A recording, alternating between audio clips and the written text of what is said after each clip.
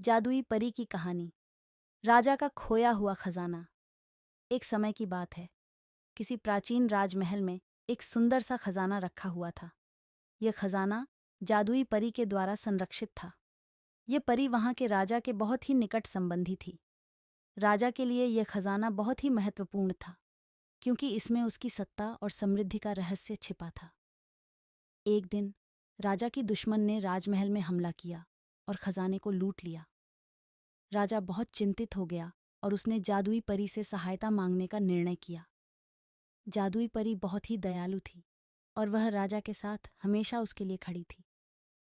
उसने राजा के अवसर पर अपनी जादुई शक्तियों का उपयोग करके राजमहल में घुसपैठ करने वाले दुश्मनों को धूप देते हुए खजाने को वापस लौटा दिया। धन्यवाद के रूप में राजा ने जादुई परी को खजाने का एक हिस्सा दे दिया। परी ने राजा की ये कृपा देखी और उसने उसे अभिवादन किया। कुछ समय बाद एक अन्य बड़ी मुसीबत आई, जिसमें राजमहल के आसपास का प्राकृतिक संतुलन बिगड़ गया। पानी की कमी ने राज्य को लाचार कर दिया। राजा ने फिर से जादुई परी को बुलाया।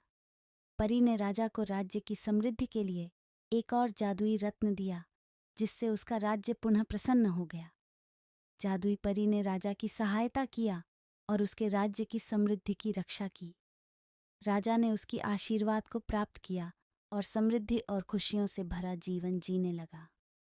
यह थी जादुई परी की बड़ी कहानी, जो हमें यह शिक्षा देती है कि अच्छाई की सहायता करने से हमें स्वयं भी खुशियों की प्राप्ति होती है।